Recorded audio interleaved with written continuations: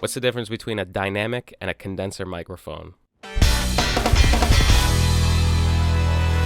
Okay, so I'd say to most people, these are the two most popular types of microphones. Neither one is better or worse. They're just two different tools for two different types of jobs. I'd say the long and short of it is that condenser microphones are very, very detailed. They pick up a lot of nuance. They can hear basically everything that your ear can hear. Dynamic microphones are a little bit better at rejecting sounds around them that aren't directly in front of them. So for instance, say you're a vocalist on a stage with a band behind you. Say you got a really loud drummer or a horn section or something. You're probably going to want to reach for a dynamic microphone because a condenser would be so sensitive that it would pick up the drummer, it would pick up the rest of the band, maybe even the audience. And dynamic microphones are only going to pick up what's directly in front of them, so the singer's mouth. Most of the time when you're at a live show or you see a singer on a stage, they're holding a handheld dynamic microphone. They're not as sensitive as a condenser. They don't pick up as much detail per se, but in a live setting, they're going to be much more manageable when it comes to picking up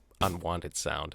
Alternatively, a condenser mic is especially useful for recording, let's say, vocals in an enclosed studio space with no external sound. They're very sensitive, so you can't record with speakers or a live band unless you want that sound coming through to the mic as well. The condenser mic is going to pick up a very detailed recording of the vocalist's performance or the instrument. None of these mics are restricted to just vocals, by the way. You can absolutely record instruments with them as well. Just for the record, I've been using a condenser microphone this whole time to record this. I'm speaking into an Audio-Technica condenser microphone.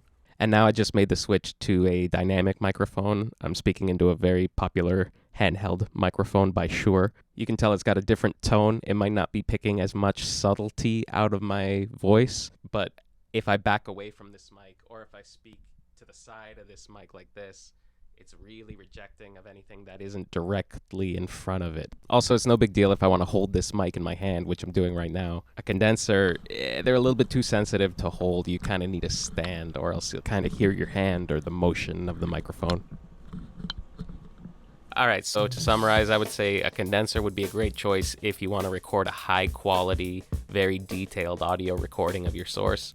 However, God forbid you got like an air conditioner or a fridge running or like traffic outside your window, anything that you can hear, that might show up in your recording too. So in that scenario, you might want to reach for a dynamic microphone to reject the audio that isn't right in front of it.